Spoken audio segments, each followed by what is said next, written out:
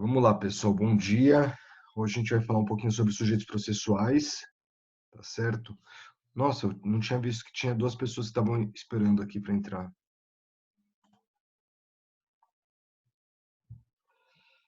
Agora tem que autorizar para entrar na sala, né? Daí fica um pouquinho mais complicado, né? Eu tenho esse probleminha aqui de notar que as pessoas estão querendo entrar. Bom dia a Mas todos. vamos lá. Hoje a gente vai falar um pouquinho sobre sujeitos processuais, tá? Vai ser uma aula com menos debate, menos discussões, né? Porque não tem muita coisa para inventar em sujeitos processuais. Compartilhar aqui. Então, primeira coisa, o que são os sujeitos processuais? Os sujeitos processuais, eles são aquelas pessoas que, de alguma forma, participam do processo, que, de alguma forma, atuam durante o processo e podem intervir tanto na parte processual quanto na própria investigação. Os principais sujeitos processuais são o juiz, o Ministério Público, a autoridade policial, né, no caso, que é o delegado, o acusado, a defesa e os auxiliares da justiça, né? Esses daí são os principais sujeitos ou atores processuais. Mais uma pessoa aqui entrando, então já admiti.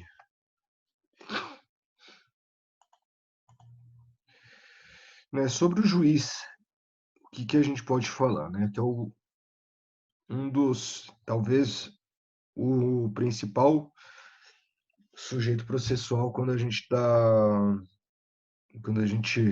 fala de um processo penal democrático, né? E daí ele acaba tendo também diversas questões que é aplicado ao juiz e também é aplicado ao Ministério Público, né? Primeira coisa que a gente tem que falar sobre o juiz, que é o juiz é o sujeito imparcial, né? Ele é o agente que busca a imparcialidade no processo penal.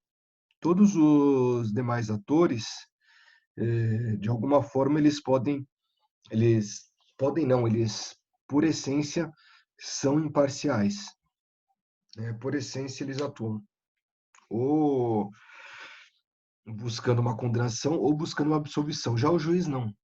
O juiz, ele sempre será, né? Será não, sempre deverá ser imparcial, né? Quando eu estou falando do juiz, não necessariamente estou falando do juiz de direito. Eu posso estar falando, por exemplo, dos jurados, eu posso estar falando dos desembargadores, que também são como se fossem juízes de segundo grau, dos ministros do STJ, do STF. O importante, né, aliás, o juiz pode ser monocrático, né, monocrático quando ele é apenas uma pessoa que julga, que é no caso dos crimes comuns do processo ordinário, do processo comum, na primeira instância. Ou colegiado, né? Colegiado a gente tem na fase do júri, na fase de tem também na segunda instância, nos tribunais, quando o processo tem prerrogativa de função, tá certo? Tudo daí vão ser juízes colegiados, né? Ou juiz, na verdade, juízos colegiados. Então, mais de um julgador julgando. Mas é importante a gente ter em mente que, independente de serem monocráticos ou colegiados, o juiz ele sempre terá Professor, o. Oi, o senhor está pode. gravando a aula? Tô Estão gravando a aula. perguntando. Ah, Eu tá. acabei de ver aqui a pergunta do Moisés. Sim, tô gravando a aula sim, Moisés. Né? Que é outra coisa que de vez em quando eu esqueço, mas já está gravando aqui. Mas independente dele ser monocrático, dele ser colegiado, o juiz ele sempre tem que ser imparcial. Ele nunca pode fugir da parcialidade. Para isso, a gente tem algumas regras que estão no artigo 252 do Código Penal, do Código de Processo Penal, e 254 do Código de Processo Penal. Eu vou colocar aqui para vocês. Então, deixa eu compartilhar aqui.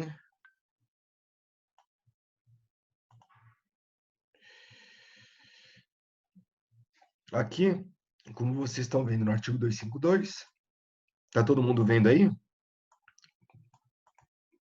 Legal. Pronto, a Demanilda já fez um joinha aqui, então é sinal que ela está vendo. Aqui diz que o juiz não poderá exercer a jurisdição no processo em que tiver funcionado seu cônjuge ou parente consanguíneo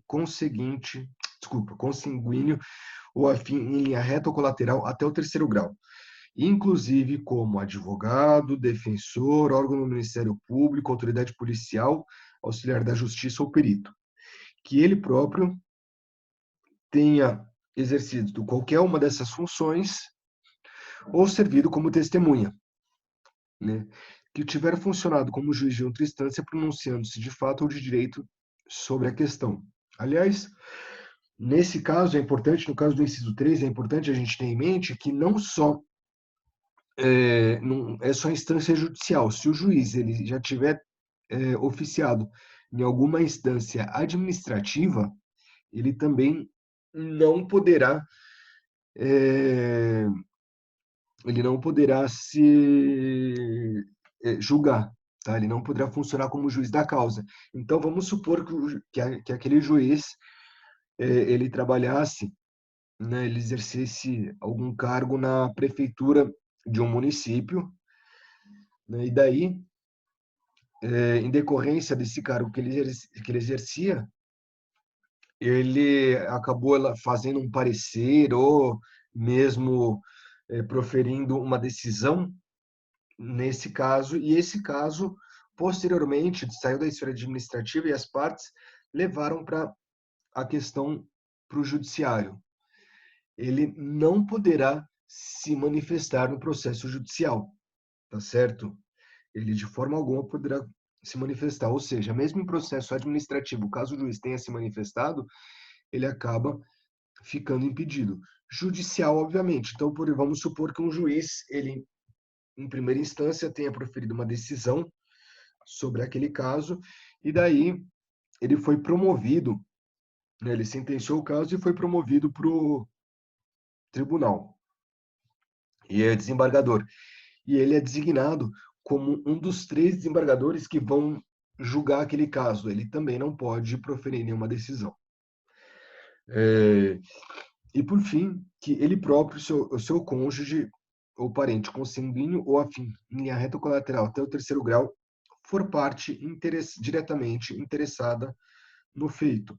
Então, vamos supor que o juiz, aliás, não o juiz, mas eu vou dar um exemplo que aconteceu aqui uma vez comigo. Eu tinha ingressei com habeas corpus, né, no Tribunal de Justiça de São Paulo, foi distribuído, eu fui despachar com o desembargador, né, que seria o relator daquele habeas corpus, e ele, ao analisar a decisão, né, ele foi aliás, ele foi super atencioso, perguntou, estava bem interessado mesmo no caso, perguntou detalhes, né, falou, não, realmente tá estranho, mas eu preciso só ver alguns detalhes, inclusive o que você está me falando, para ver se realmente está documentado, né, mas espera que daqui 2 ou 3 horas vai sair a decisão. Né, e daí eu estava esperando a decisão, quando chega a decisão, eu tomo um susto, né? Aquele desembargador que estava todo atencioso, todo solícito, ele não poderia proferir uma decisão, né? Por quê? Porque naquele processo, uma das empresas que estava sendo investigada, né? Que os atos estavam sendo investigados, era a empresa que o filho dele trabalhava. né? E ele falava, olha, ainda é muito cedo para dizer a extensão disso aqui, para saber se essa empresa vai, se os atos vão chegar no setor do meu filho, né? Até agora não chegou, mas por cautela eu vou me declarar suspeito para que outro desembargador decida, né? Por quê? Porque eh, tinha o irmão, o filho dele era um terceiro interessado no deslinde daquele feito, né? Imagina que tivesse que pagar uma indenização milionária e tivessem que demitir diversos funcionários. O filho dele não seria uma pessoa interessada em que a ação fosse julgada improcedente? Né? Seria. Então, nesse caso, o desembargador, de forma muito correta, né? E óbvio que eu fiquei triste, porque ele tinha se mostrado bem interessado, tinha dado toda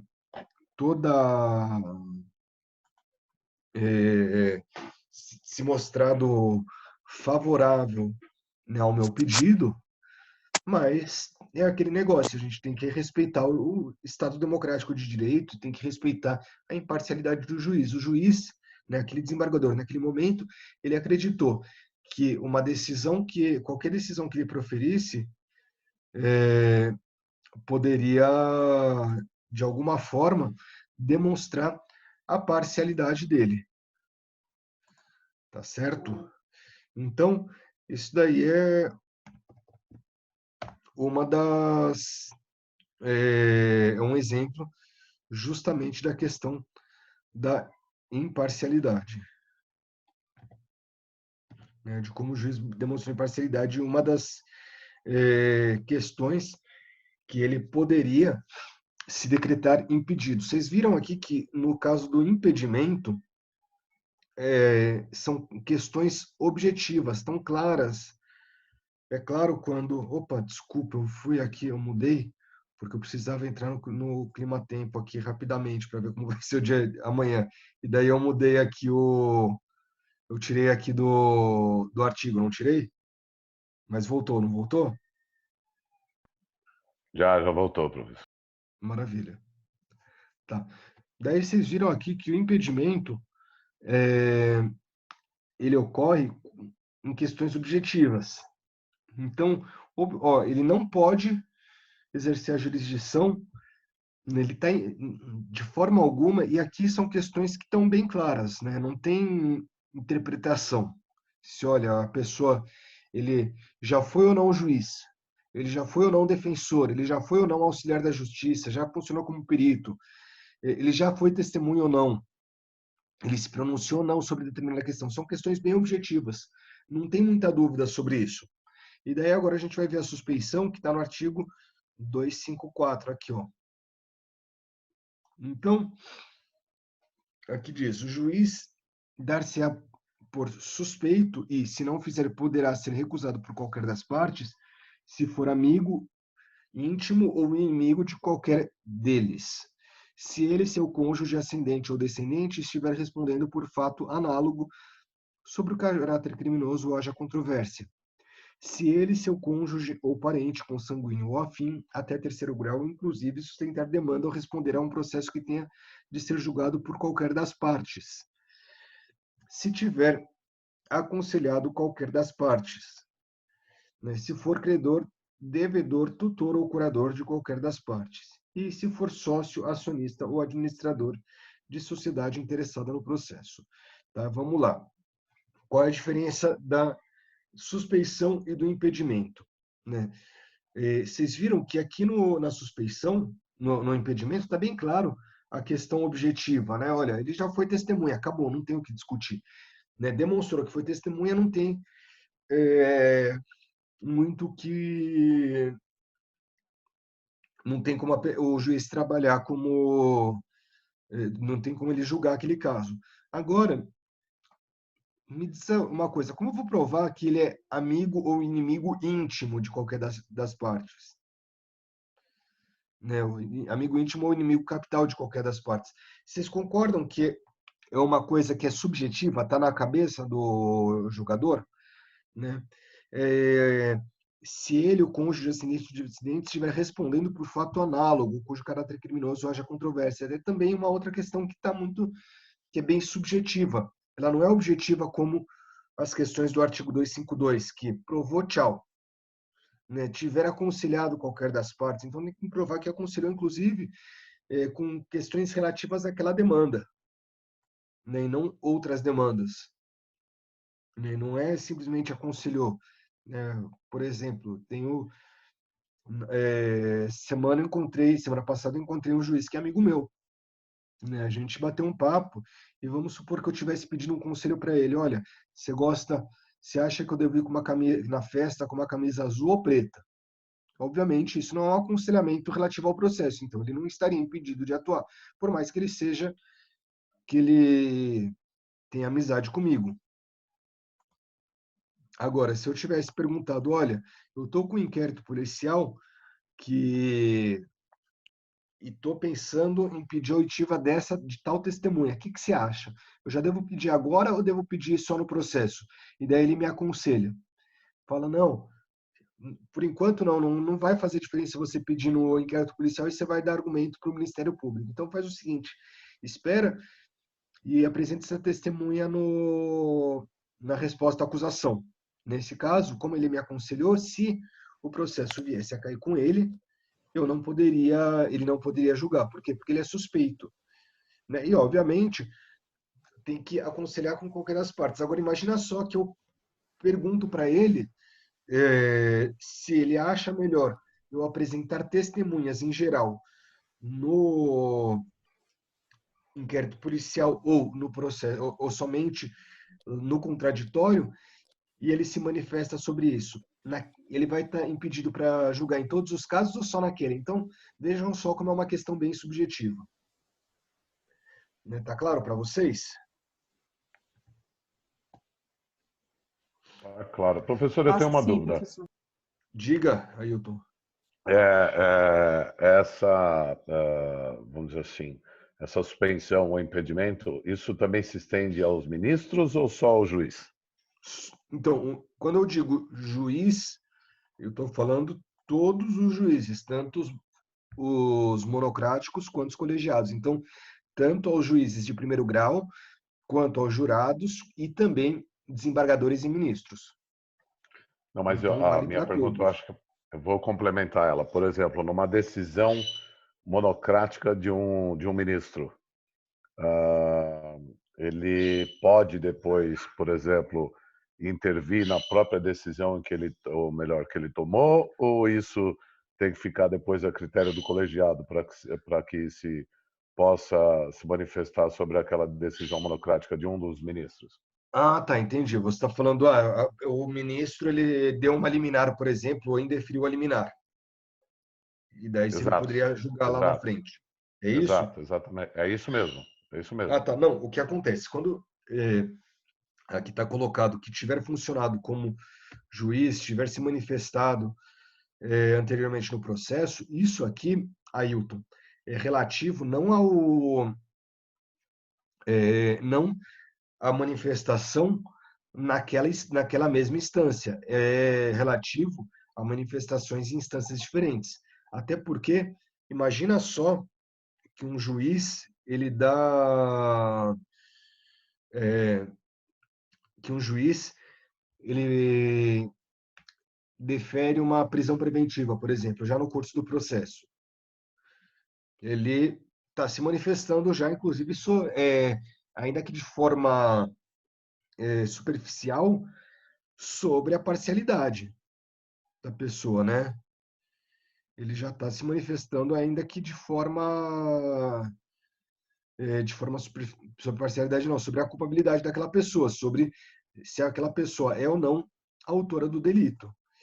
Então, nesse caso, o que acontece? O juiz, ele não poderia se dar por impedido. Quando diz que ele deve ser impedido de atuar, é quando ele se manifestou em outra instância, né? Não na mesma instância. Então, se o inclusive, o juiz que deu aquela decisão monocrática, via de regra, ele será não, aquele ministro que deu a decisão monocrática, via de regra, ele é o relator do processo. Então, quando a gente entra, por exemplo, com habeas corpus no STJ, no STF, o ministro, na maior parte das vezes, o habeas corpus, ele pede liminarmente a, que seja dada liberdade provisória àquela pessoa, né, ao paciente. E o ministro, ele já se manifesta se deve ser dada a liberdade provisória de forma liminar ou não. Ele não poderia ficar impedido por ter atuado naquela instância, só nas instâncias anteriores. Entendeu, Ailton? Entendi. Então, na própria instância onde ele se manifestou, ele pode ainda, na condição de relator, se manifestar dentro do caso. Mas se for numa instância anterior, aí não, ele não pode mais se manifestar. É isso? Sim, vamos supor, por exemplo, vou dar um exemplo para ficar mais claro. Vamos supor que, por exemplo, o Moro ele seja alçado a ministro do STF, né? Se ele for alçado a ministro do STF, os casos da Lava Jato em que ele já atuou, ele não poderia atuar. Ele estaria impedido. Nos casos em que outros juízes proferiram decisões, ele poderia atuar, né? Por quê? Porque nesse caso ele teria atuado como juiz em uma instância anterior, né? Agora, vamos supor que numa nova fase da Lava Jato, né, um novo desdobramento, ele seja designado relator com relação à liberdade provisória, né, por conta de um habeas corpus, por exemplo, relativo à liberdade provisória, ao trancamento do inquérito policial. Daí ele dá uma decisão. Ele fica, naqueles casos, ele vai poder julgar mesmo tendo dado uma decisão. Por quê? Porque não é a mesma instância. Entendeu? Não, só para ficar mais claro, para exemplificar de forma mais consistente. Entendi. Nesses Entendeu? casos, então, de que ele já atuou, ele não vai poder se manifestar, ou seja, ele automaticamente se declara suspeito. Agora, Na num verdade, outro caso, na verdade, impedido, Ailton, porque tá tá, aqui, ó. Porque, opa, cadê? Porque ele, ó, hum, tipo, porque é 252, inciso 3, tiver funcionado como juiz de outra instância, pronunciando-se de fato ou de direito sobre a questão. Entendeu? entendi. Mas ele pode servir, pelo que o senhor falou, como relator num outro caso que ele não tem ainda se manifestado anteriormente. Aí, nesse caso, ele pode ser um relator daquela ação, então. Pode sem problema nenhum. Né? Por exemplo, eu vou fazer uma pergunta mais direta.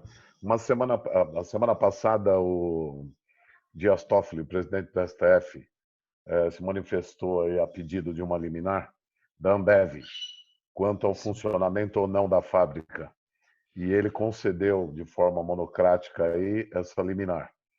Sim. Agora, pelo que está se comentando, pelo que eu vi vários comentários de alguns juristas, advogados, enfim, isso pode ser estendido hoje também como um entendimento amplo de que a maioria das empresas que não teve disponibilidade pela Anvisa quanto ao não funcionamento, elas podem voltar a trabalhar, ou seja, isso daria margem para que nós saíssemos do isolamento e voltássemos às atividades aí.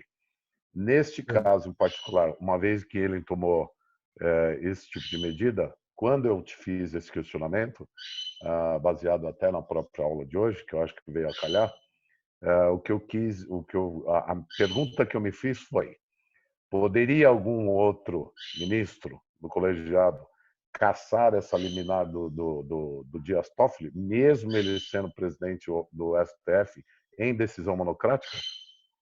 Só se ele tem que ver se ele é o relator dessa questão, tá certo, Ailton? Primeira coisa, tem que ver se ele é o relator dessa questão, mas não esse negócio de um ministro caçar liminar do outro se chama bagunça. Não tem outro nome que não seja bagunça. Então, em país sério, em lugar sério, não se caça a liminar de outro ministro.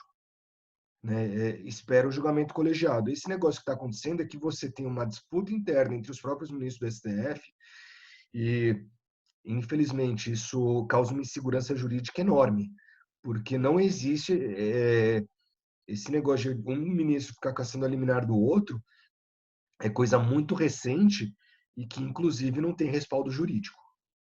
Tá? De qualquer forma, isso, Ailton, é uma questão de processo civil. Não apesar de ser bem parecido nessa questão com o processo penal, não tem relação com o impedimento, nesse caso, seria baseado no Código de Processo Civil, no CPC, e não no Código de Processo Penal.